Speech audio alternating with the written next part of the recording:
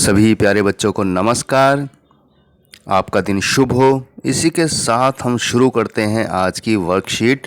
हिंदी की कक्षा आपकी 7 है और कार्यपत्रक आपका 2 है, यानी वर्कशीट नंबर 2 है। और पढ़नी है हमें आपकी हिंदी में कविता हम पंछी उन्मुक्त गगन के। और तिथि हमारी है 8 अप्रैल 2021। तो प्यारे बच्चों, यहाँ आप अपना नाम लिखेंगे और यहाँ कक्षा अध्यापक का नाम लिखेंगे।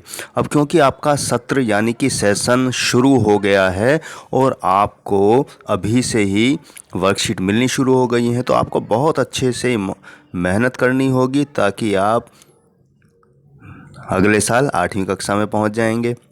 तो आइए प्यारे बच्चों, हम इस कविता में पढ़ेंगे कि पंछी जो हैं वो उन्मुक्त रहना चाहते हैं, आज़ाद रहना चाहते हैं। और प्यारे बच्चों, आज़ादी किसको पसंद नहीं है? आज़ादी सबको पसंद है। आप भी एक कमरे में कैद होकर नहीं बैठना चाहते हैं। आप भी चाहते हैं हम गार्डन में घूमें, हम पार्क में दौड़ें, फुटबॉल खेलें, कोई हम पर पाबंदी ना हो, किसी तरह की कोई रुकावट हमारी चीज़ों में ना आए। उसी तरीके से पंछी भी आकाश में उड़ना चाहते हैं, वो भी आपकी तरह दौड़ लगाना चाहते हैं अपने साथियों से। तो आइए शुरू करें प्यारे बच्चों। कोविड-19 के लॉकडाउन और तालाबंदी में घर के अंदर बंद होकर कैसा लगता है, यह तो आप जान ही गए होंगे। तो सोचिए पिंजरे में कैद पक्षी को कैसा लगता होगा। आइए इसी बारे में जानते हुए कविता हम पंछी उन्मुक्त गगन के का दूसरा भाग पढ़ते हैं। यह कविता शिवमंगल सिंह सुमन द्वारा रचित है। तो प्यारे बच्चों, किसने ये कविता लिखी है? शिवमंगल सिंह सुमन। तो आइए शुरू करें। स्वर्ण श्रृंखला के बंधन में अपनी गति उड़ान सब भूले, बस सपनों में देख रहे हैं तरु की फुनगी पर के झूले।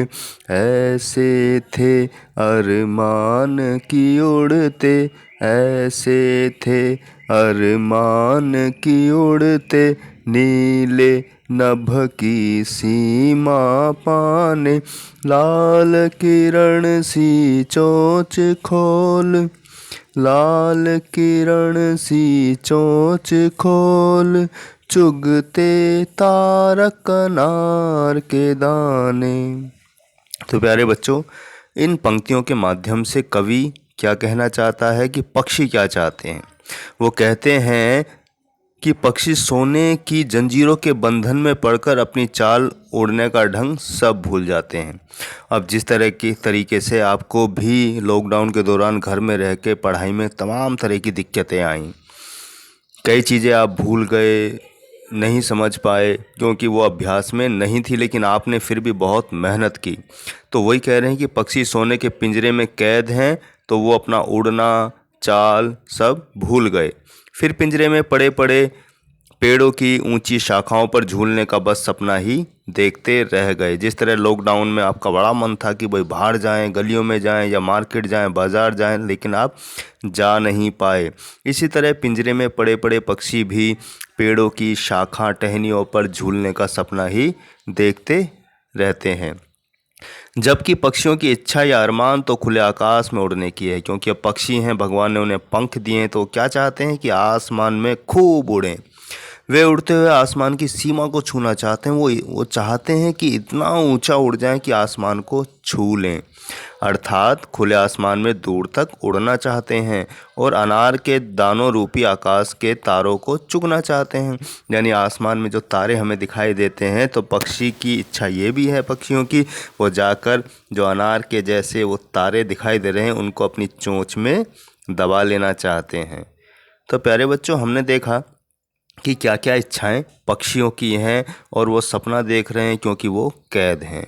तो कैद होना यानी कि बंदी होना कितना ही दुख भरा होता है, परेशानी भरा होता है। तो हमें सबको आज़ाद देखना चाहिए, रखना चाहिए, क्योंकि आज़ादी सबका हक है। तो आइए प्रश्न उत्तर की तरफ बढ़ते हैं कि हमने इस कविता के माध्यम से क्या सीखा। तो हमारा पहला प्रश्न है प्यारे बच्चों कि पक्षी सोने की जंजीरों में बंधकर क्या भूल जाते हैं। अब देखिए इसका उत्तर यहाँ है कि पक्षी जो है सोने की जंजीर के बंधन में पड़कर अपनी चाल और उड़ने का ढंग भूल जाते हैं। तो हमारा पहला प्रश्न हो गया ये कि वो जंजीरों में बंधने के बावजूद कारण अपनी चाल और उड़ने का ढंग भूल जाते हैं। अब दूसरा प्रश्न हमारा है पक्षियों के क्या अरमान हैं। तो पक्षियों के जो अरमान हैं वो है खुले आकाश में उड़ने के हैं। और तीसरा प्रश्न हमारा क्या है, पिंजरे में पड़े पड़े पक्षी क्या सपना देखते हैं कि पिंजरे में पड़े पड़े पेड़ों की ऊंची शाखाओं पर झूलने का सपना ही देखते रहते हैं। ये हमारा तीसरा प्रश्न हो गया।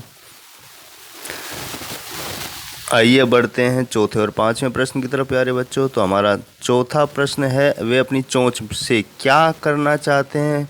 तो हमारा उत्तर है कि अनार के दानों रूपी आकाश के तारों को चुगना चाहते हैं, यानी इतना ऊंचा उड़ना चाहते हैं कि जो तारे हैं आसमान में उसको अपनी चोंच में भर लेना चाहते हैं। पांचवा हमारा अंतिम और महत्वपूर्ण प्रश्न है प्यारे बच्चों कि हमें पक्षियों के लिए क्या क्या करना चाहिए। सोच कर लिखिए। कभी भी हमें पक्षियों को मारना नहीं चाहिए, उनके लिए खाने दाने और पानी की उचित व्यवस्था करनी चाहिए, क्योंकि जिस तरह हम अपने शरीर का ध्यान रखते हैं, अपने खाने पीने का ध्यान रखते हैं, तो हमारा हक है, फ़र्ज़ है, कर्तव्य है कि हम भी उन पक्षियों के लिए खाना दाना पानी का इंतज़ाम रखें ताकि वो आपकी छत पर बैठें, चहचहाएं और आप उनका संगीत सुन सकें। तो प्यारे बच्चों हमने ये वर्कशीट देखी समझी, इसी के आधार पर आप प्रश्नों के उत्तर कॉपी में करके अपने विषय अध्यापक को ज़रूर भेजिएगा। इसी के साथ मैं लेता हूँ विदा, मिलता हूँ अगली वर्कशीट पर। और आप अपना ध्यान रखिएगा, घर में ही रहिएगा, क्योंकि कोविड-19 यानी कोरोना के केस फिर से बहुत तेज़ी से बढ़ गए हैं। आप सुरक्षित रहें, अच्छे रहें, खान पीन का ध्यान रखें।